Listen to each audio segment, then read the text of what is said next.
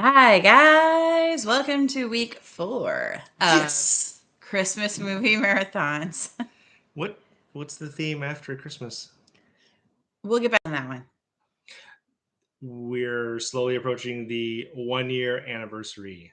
We are indeed. There's been Almost a year. a lot of thumbs, but still not enough. Yep, because I think Tuesday marks 48, right? I think so. 48, yeah. So then 4 more after that. All right. So we got some good movies lined up for you this time.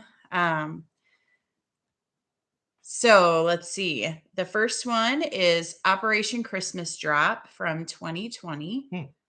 You watched this one with me? Yeah. It's a good one. It is. So it's about a woman who works for a congresswoman, and her job is to investigate government spending. So different organizations within the government and trying to find their fault or find where they're misspending money and not doing it properly. So there was this one that was it off of one of the Hawaiian Islands, I believe. Guam. Okay, it was Guam. There we go. Okay, I know it was the U.S. territory. So off of the coast of Guam, and they pack Christmas gifts, kind of like if you've ever heard of Operation Christmas Child. It's kind of like that. So they pack up Christmas gifts for kids and families that wouldn't otherwise be able to celebrate Christmas. Airdrop them from cargo planes. And it looks like they're airdropping them directly over the ocean. I guess they floated to shore. I don't know. It was strange, but you'd see the families down below waving at the helicopter as it's flying over and dropping these giant boxes of stuff that they had packed up. So, but when she goes there to investigate them, she finds out that all of their operations are volunteer run. Sorry, are all run by volunteers, and all of the items that they use are donated. So no government money goes towards this Operation Christmas Drop. It's all extra stuff, and they do it on their time that they're not doing their other work. But the congresswoman still tried really hard to find something because it didn't look good in her view. She wanted more money for campaigning and other things. Yeah. She wanted more money allocated for herself. And so at the end, the girl sees no fault in the operation, tells the congresswoman, there's no fault in this operation. I'm good at my job. I know what I'm doing. There's no fault here. But of course, she was in love with the head guy. So there's your Christmas Story twist, right? She fell in love with the head guy of the operation, the lieutenant or captain or whatever he was called. Something. So it was a cute movie. It was a different kind of Christmas movie. A minimum amount of cheese. Yeah, not real cheesy. So it wasn't over the top. It was nice. It was kind of a nice, it was easy watch. Yeah, not like a Hallmark movie, and it was actually funny. Yeah. So that's Operation Christmas Drop. What would you rate it? I give it a 7. This might be one of my highest rated Christmas movies. Kind of weird. Yeah, I would give it a 7.5. I thought it was good. Okay, the next one is The Muppet Christmas Carol from 1992. So an older one. And the Muppets, I mean, what's not to like about the Muppets? Yeah. It's just good. And so it was the original, basically the typical Scrooge story. Kermit the Frog was the main character. What is their names? The Hatchet, Tiny Tim. That family. Davy Crockett. So it was, Scrooge was, who is Scrooge? Dang. Why am I forgetting which characters? Cratchit. So it was, what's his name? I'm trying to get the actor's name. Michael Caine. So Michael Caine was Scrooge, and no, it's not Cratchit. Cratchit. Cratchit. Yes, Cratchit. Cratchit. So Kermit was Cratchit, and then of course he had a little Tiny Tim. Tiny Tim, yeah. And then, of course, he married Miss Piggy, and they had 2 teenage piggy girls. And then, No frog genes.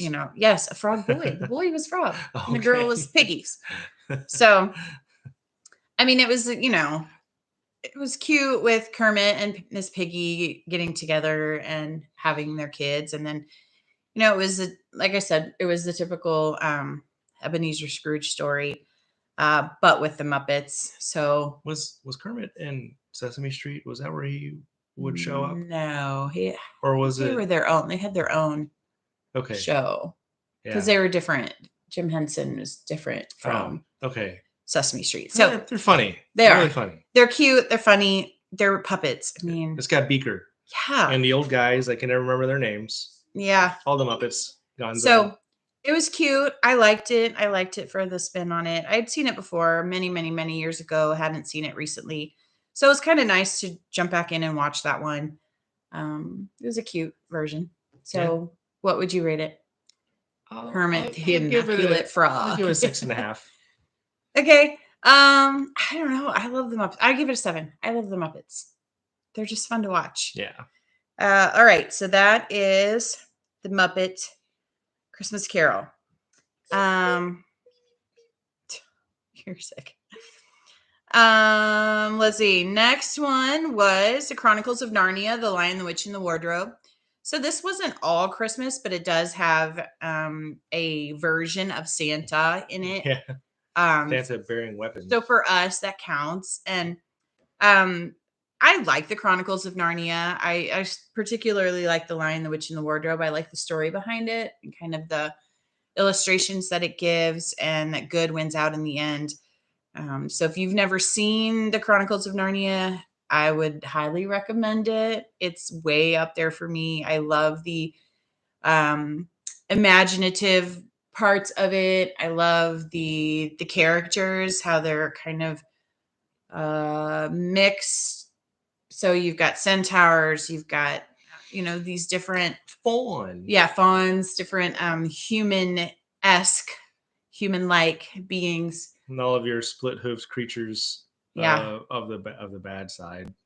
Yeah. I think the witch is portrayed really well. She is pretty evil looking and just but yet pale, cunning. frozen. She's cunning. She's you want to know more about her. You want to see what she's up to, but you can sense that she's evil just by her persona, kind of how she presents herself. And she walks around like she's got that upper hand the whole time, the whole movie. So great villain, great landscape, and also really enjoyable soundtrack. Yeah. I don't know. I think the soundtrack really helped shape the overall feel of this fantasy movie, which was extremely well done. Yeah. Yeah. And the lion comes back. So that's something that you don't foresee. You don't see that happening. You think, okay, if something dies that brutally, it's not coming back, right? Yeah. But it does.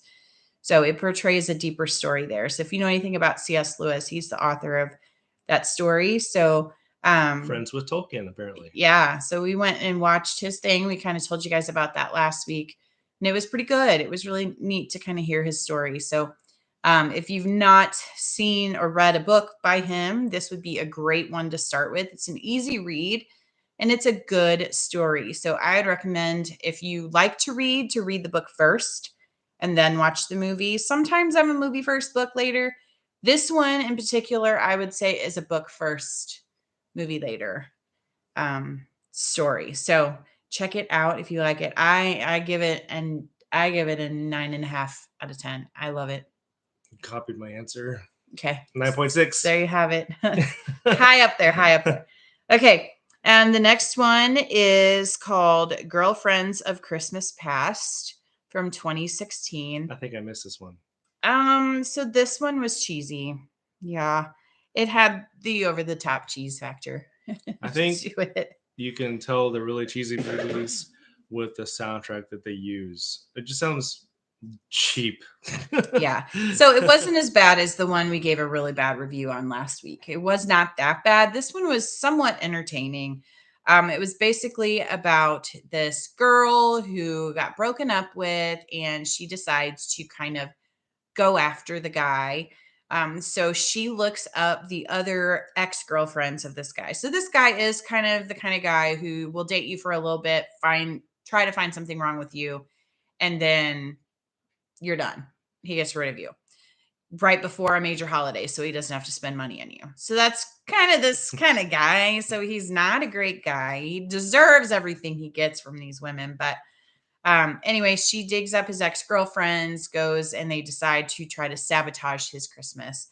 And they were somewhat successful. They got his current girlfriend to break up with him because of his shenanigans and the things that they were able to prove of him. But in the end, she realizes that he's not so bad and he's not trying to do it to just be mean. But anyway, so it was a lot of this back and forth, back and forth. I don't know, just conniving against each other and not really great. It was a 4 to 5 rating worthy, I would say. Oh, sad. Yeah. So there you have it. I missed it, so I'll rate it a 1. He was a goofball. You didn't watch it. All right, the next one is Christmas with You from 2020. This one had Freddie Prinze Jr. in it, and I don't know if she really was Amy Garcia. I don't know if she really is a singer or not, a Latin singer. A while ago. But yeah, we had watched it a couple of years ago and decided to rewatch it again, and it's cute. I like it. I mean, it's kind of one of those over the top ones again. It's got a decent story, but it does have a good story. It has a good story where you might get so far with fame and fortune, but it's not everything, and you're missing out on so much when that's all you dedicate your life to. That was one of the turning points in the movie where the star was surprised that Freddie Prinze's character just didn't up and go and leave his family for something fame. That was going to for fame. Yeah. So that, and it was a no-brainer for him. He was looking at her like she was delusional. Yeah. He was definitely a family first kind of guy. And that was something that was new to her because she had just kind of grown up in the spotlight, grown up in the fame. So she had to kind of think about that and consider that and, realize, oh, well, maybe there is more to life than just, my fortune and being popular. So she leaves and never sees him again. No, that's not what happened. It is really strange to see him as the father of a teenage daughter. He looks older in this movie. She's all that. Yeah. Back in the night or maybe early 2000s. He's definitely looking his age. Yeah. A little less hair than in the good old days. That's okay. He's aging appropriately, unlike Madonna. Yeah, he's not faking it, right? Poor Madonna. I mean, that's all you can say. She did it to herself, literally. She did, but it's still sad. I thought this was a decent one. I enjoy watching it. I like the music in it. I like how it's upbeat. I like the Latin flair to it. Wholesome story. Yeah. And I like how they kind of give a little bit of their culture and different things in it. So I thought it was well done. It was good. I'd probably give it a 6.5 or 7. I was going to say 7 actually. Okay. So that is Christmas with You. And then that was really it, y'all. So was it this week, really? Yeah, I think. What was the Soup Kitchen one? Oh no, I missed a bunch. Hang on. Okay. Dashing Through the Snow. Oh my word, Dashing Through the Snow. This is from 2023. This has Ludacris in it. So we were intrigued by it having Ludacris in it. So we thought, oh, okay, we'll give it a shot. And it was a newer movie, so he's better in Fast and Furious and rap songs. Guys, this was not this one. Great. He tried to play a wholesome character. He couldn't pull it off. No, it wasn't. No. Oh, man, I forgot the microphone again. That's okay. Yeah, it wasn't great. I have to say that 5. It was kind of boring, to be honest, and I wanted to do other things. No rap songs. He didn't have any. There was none of his songs in it. The Santa character was kind of weird. Yeah. I don't know. They try to do some different things here, but they It was poorly not executed. successful in my Yeah. opinion. Yeah, so I would probably give that one a 3. It's generous. 2.5. Okay. So as you could tell, we didn't really like that was a ludicrous flop. Yeah. Okay. Oh, I see. It took me All a while. right. Mickey's Once Upon a Christmas from 1999, another old cartoon. See, that's a good one. It's a good one. It's good. And it's got a series of different little stories. So it's got Mickey Mouse story, and then it's got Donald Duck with his It's nephews. the And Disney that I miss. yeah, it's the good, older stuff. The older stuff is the good stuff. And this one has, like I said, several different little stories kind of mixed in it. It's got Mickey and Minnie and them giving gifts to each other. And it's got some of Goofy and Max. And Max, at first thinking he's embarrassed about Goofy and not wanting to bring his girlfriend home to meet Goofy. But then he realizes that Goofy just loves him and that's just the way he is. And he has to just accept him for who he is. And Goofy was great with the girlfriend and the girlfriend really loved him. And so Max had to realize, okay, well, it's just me really that has the problem. It's not my dad that has the problem. So that was kind of cute to see that little story in there. And then Donald and the nephews are kind of greedy and they had to be kind of taught a lesson in humility. And so I like these Mickey Mouse stories because they teach some good lessons. Yeah, and have some there's usually these good older values in ones have those. some good values and good lessons for kids and families. Very family friendly and Christmassy Have and you ever just fun. noticed when Mickey and Minnie turn their heads, their ears Their are ears on us. They're on a swivel. Yeah, Kind of weird. it is. That's funny. All right, so it's good. I give it 7. Mickey Mouse classic, 7 to 7.5. Yeah, it's kind of a nice nostalgic one. Yeah, I'll give it a 7 also. and I think it's a little over an hour long. That's So a good it's one to watch a with good little watch. Yeah, good Lots one of little with stories. the kids especially. Yeah, and you can watch it in bits and pieces. So you can watch little stories here and there and kind of have it go in throughout the day or whatever. And then, of course, we like to throw in a series whenever we have a chance to. And we were able to watch a little bit of Sugar Rush Christmas. So it has only 12 episodes. And I think we probably got through 7 or 8 episodes. But it was kind of like a cooking competition show, but it was baking. So they had bakers from different bakeries. Reality? Yeah, it's kind of a reality. Okay. So they had bakers from different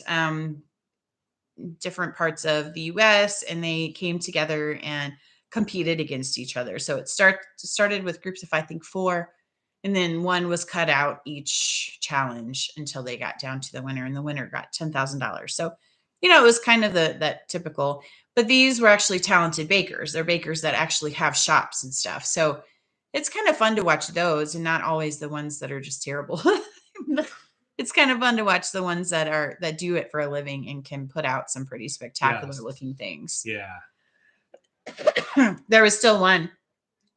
And their challenge was supposed to be a hidden Santa or something. Oh. And they made a big mailbox and they had a big Santa head. And when the judges came over to look at the different aspects, the head fell out and hit them and fell on the floor. The Santa head was in the mailbox? It was in the mailbox. That's where they had hit it. What's in the box? And it was kind of round, so it kind of rolled out and hit the floor. And so Santa went rolling on the floor. That was kind of a whoops mishap kind of thing. But some of you might get that reference of the what's in the box reference. Yeah. So Sugar Rush Christmas, I would say it's 6-ish. I didn't catch enough of it. Yeah. N/A. It was fun to watch, but I was doing other things too. And Not so a number. it was cute. It was neat to see some of the talent that they have on there. So yeah. All right. Christmas with the Prince from 2018. I don't know. This one. Yeah. So this one was about a nurse or a doctor. She worked in a pediatric ward in the hospital. And there was a prince from a nearby place. I Yeah, I missed forget. this I one. forget what his connection was with where she was, but he was a prince and he went on a ski trip and he was kind of known to be a little off the wall and just I don't know, different, spoiled, I guess, a little rotten. And he broke his leg or did something with his leg where he had to stay in the hospital for a while and get surgery and all this different stuff. So he had injured his leg. So he ended up needing a hospital to hide out or a place in the hospital to hide out. So they ended up setting him up in her pediatric ward because no one would look for a prince in the pediatric ward in a hospital with terminally ill children, right? So that's what they thought. So they hide him there and come to find out they were childhood friends. So she had known him as a child and they had kind of tried dating before and it didn't work. And, but anyway, they rekindled whatever, typical Christmas. They rekindled their feelings for each other and ended up in the end falling for each other. What? I know, right? You never would have saw that one Where's the coming. hopelessness? So, typical Hallmark movie. It was cute. I liked it. I thought it was fun to watch. It wasn't like it was something I was annoyed to watch, like something I know, right? Crazy. Never would have saw it. Yeah. But it was good. I thought it was good. I would probably give it a 6. I think it was 6 worthy. I got another, not a number. He didn't watch enough of it to say. Um Let's see. There's got to be more here. Yeah, we watched a lot this time. Oh, The Christmas Candle from 2013. Now, this one, I don't think you watched it. You were gone doing other things, but Oh, okay. this one was really, really good. It was, Man, they all have Christmas in the title. well, What's that's up with kind of that? the point. This is actually a Max Lucado written film. You So told me about that. yeah, and Army it and was Army. it was good. It was about a community back in the day, way back, 1800s ish time, Little House on the probably Prairie back. further back, 1800s back. So they kind of had, this small town kind of deal, and way back in their history, there's this candle maker family, and this angel started coming to this. So this candle, somebody prayed with this candle when they lit it, an angel of Christmas came. And then the thought was that this angel of Christmas would come every year and bless the one person who lights it and prays while the candle is lit.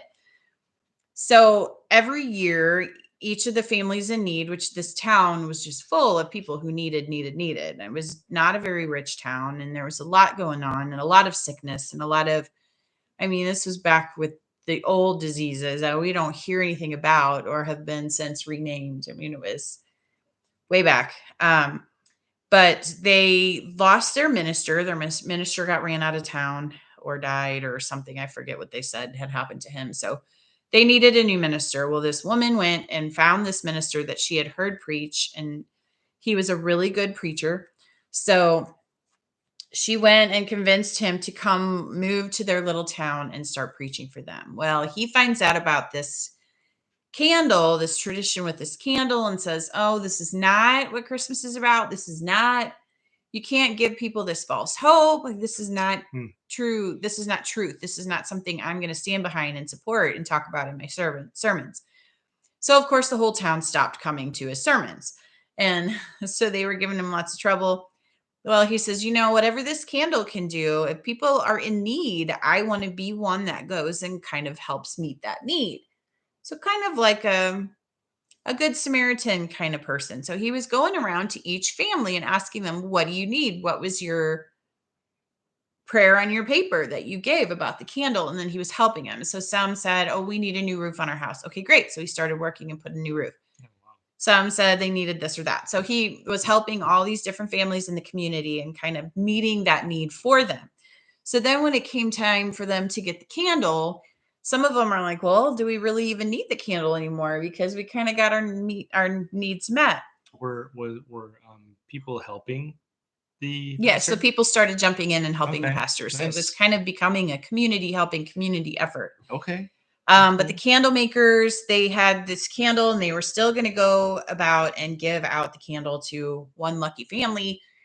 Well, they dropped the whole bucket of candles. So then they couldn't figure out which candle was the special candle because all of their candles looked the same that they made, really? right? They made the old wick Not very special, is stick it? candles. So they had 30 candlesticks. So they decided, well, we don't know which candle is the candle. So we need to give them all out. So somebody has the special candle. And it does show the angel coming to them and showing herself to them. Oh, It does show an that. angel. An angel, Oh, the okay. Christmas angel came to them, showed them, and said she was going to be blessing one Wow. person.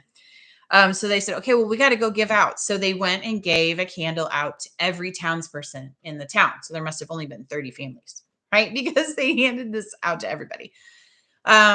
So then the pastor finds out about it and goes to the candle makers and says, look, you're giving all these people this false hope. If, according to your legend, only one person gets the blessing, you've given 29 other people false hope that they're getting something supernatural that they're not going to get. So, he was kind of really down on the pastors, and in the process of it, some of the townspeople died rather than being healed, which was what their wish was.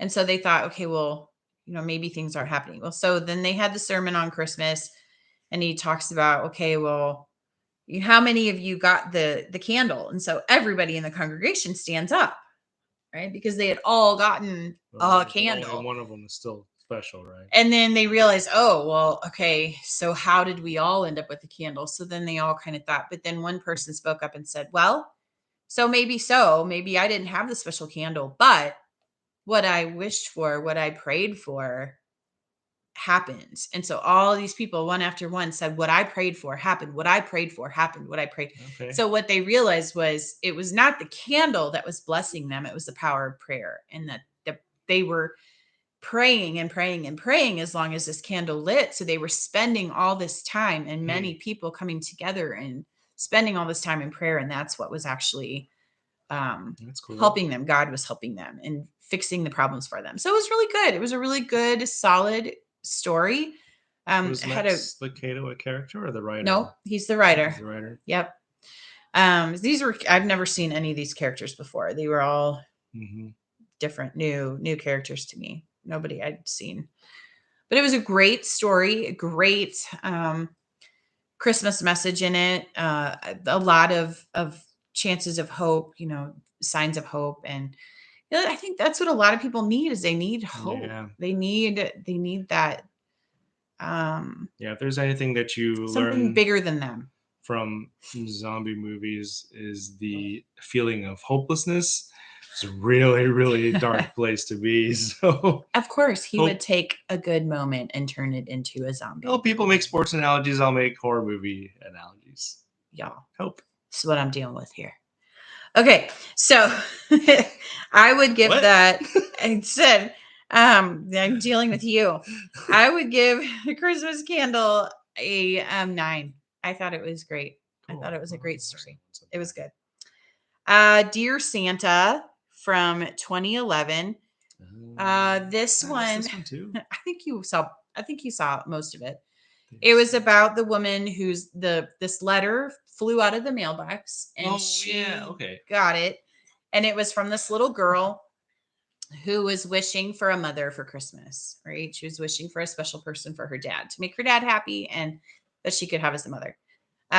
So this woman finds it and she's curious, not really, meaning to do anything really. She's kind of somebody who was born into wealth, had everything handed to her. Her parents, as a grown adult, she had to have been close to 30. Sounds like she didn't have much direction in her life. Yeah, and her parents gave her everything. And they were still giving her an allowance, and she was a grown adult. So she had no job, no future, no ill intent upon finding the letter. Right. And she just kind of was curious and looked him up and found where he worked, that he actually owned a soup kitchen. So she started volunteering at the soup kitchen because she had no job, no life. She had nothing better to do. So she decided just to kind of volunteer. Well, she fell in love with the whole concept of the do. So she decided just to kind of volunteer. Well, she fell in love with the whole concept of the soup kitchen, and she started falling in love with the people that came in there for shelter and came in there for food. And she started developing relationships with them, as well as, you guessed it, the owner. So, and she also falls in love with this little girl. So she kind of, they become special to her, and no talking about Christmas hobbies. Yeah. Well, So that's one movie. stop. So anyway, it was a cute story. And I mean, at the end, he finds out that she was not honest about the letter. And it wasn't that she lied about it and she was trying to be deceptive. It just really didn't come up. Yeah, she didn't reveal everything. But he had kind of this girlfriend, and she was vindictive, and she found the letter and gave her up basically to him to kind of make him see ill of her when he was starting to not see so good of the girlfriend. So she wanted him, but not the daughter, right? She didn't really want. Yeah, she didn't. Yeah, she wanted him. I don't understand even really why she wanted him. Why was she fighting for him? Because she really didn't like anything he stood for. She didn't care about the daughter. The daughter could not stand her. So she was just the general antagonist. Yeah, he was the bad guy in the story, I guess. And so she ended up getting kicked out at the end. And he, of course, ends up with the rich girl after they figure out that they're really good for each other. So yeah, it was a cute story. I would probably give it a 6. I actually gave it a 6.5. Okay. See, there's one here. See, I thought it was good. There are some decent values in there, and things that people run into in real life, especially if you have. It was just the dad and the daughter, and the dad was having a hard time, not replacing, but finding a wife and mother. And he stated that he knew that the girl needed a mother, needed a female influence, that there was some things he couldn't do for her. Stuff that people run into. That's a good story. Yeah. So that one was cute. I was entertained.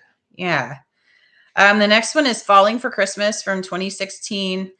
This one was a Hallmarky movie. So it's about a famous figure skater who gets hurt. She goes to this rehab center, meets this ex-pro hockey player, and it kind of reminded me of Cutting Edge. Kind of, yeah. You did mention that. Only because one was a figure skater, the other was a hockey player. So, yeah, similar situation here. And according to true Hallmark movie style, they fell in love.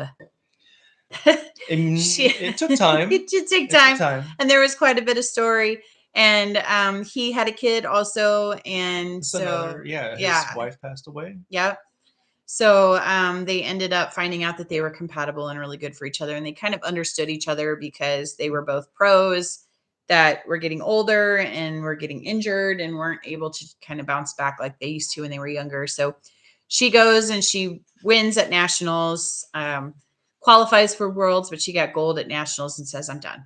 I'm going to stop while I'm ahead. I'm going to stop while I'm at the top and not push my body past its breaking point. I'm going to go back to hockey player dude and his daughter, and we're going to live happily ever after. And that's what happens.